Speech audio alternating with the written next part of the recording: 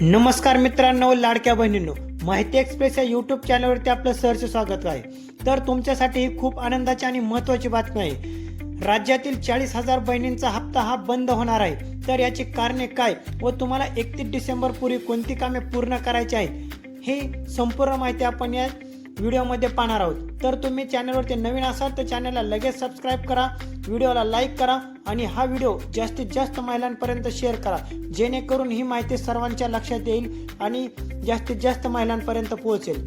तर चला व्हिडिओला सुरुवात करूया. महायुती सरकारसाठी गेम चेंजर ठरलेल्या लाडकी बहीण योजनेतून लवकरच लाखो लाभार्थ्यांना अपात्रची टांगती तलवार असणार आहे. राज्य सरकारकडून योजनेतील पात्र महिलांसाठी 31 डिसेंबर पर्यंत ई-केवायसी करणे बंधनकारक केले आहे. मात्र आतापर्यंत जवळपास 5 लाख महिलांनी ही प्रक्रिया पूर्ण केलेली नाही असे आढळून आलेले आहे. या योजनेतील 40,000हून अधिक लाभार्थी अपात्र ठरवण्याची दाट शक्यता वर्तवली जात आहे. तर राज्य सरकारकडून निवडणुकीच्या तोंडावरती मुख्यमंत्री लाडकी बहीण योजना सुरू केलेली होती.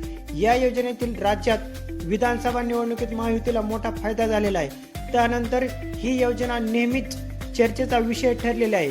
तर या योजनेत अपात्र लाभार्थ्यांच्या संख्येसह शासकीय कर्मचाऱ्यांकडूनही या योजनेचा लाभ घेण्यात आलेला आहे.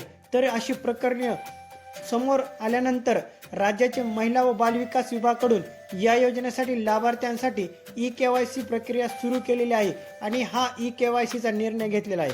तर 18 नोव्हेंबर पासून लाभार्थी महिलांनी ई-केवायसी पूर्ण करण्यासाठी मुदत देण्यात आलेली आहे.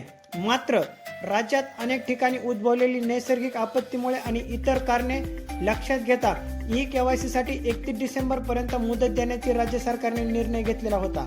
त्यानंतर आता मुख्यमंत्री माफी लाडकी बहीण योजनेच्या ई-केवायसी साठी करण्यात आलेले आता हा शेवटचा आठवडा शिल्लक राहिलेला आहे. तरी सर्व महिलांनी आपली ई-केवायसी प्रक्रिया पूर्ण करून या मुदतीत ज्या महिलांनी ई-केवायसी पूर्ण केलेली नाही त्या महिलांना दिलेल्या मुदतीत ई-केवायसी करून घेणे क्रमपात्र आहे. म्हणजे महिलांना आता ई-केवायसी आपली पूर्ण करायचीच आहे. ही ई-केवायसी करण्यासाठी आता तुम्हाला 7 दिवस शिल्लक राहिलेले आहेत. तरी आपण लवकरात लवकर ही आपली ई-केवायसी प्रक्रिया पूर्ण करून घ्यायची आहे. अन्यथा तुम्हालाही 3,000 रुपयांचा हप्ता येणार नाही आणि या योजनेमधून तुम्हीही वगळले जाणार. तर तुम्ही राज्य सरकारच्या या योजनेत सध्या स्थितीत जिल्ह्यातील 6,50,000 महिलांना या योजनेचा लाभ मिळत आहे. सध्या ई-केवायसी पूर्ण करणाऱ्या महिलांची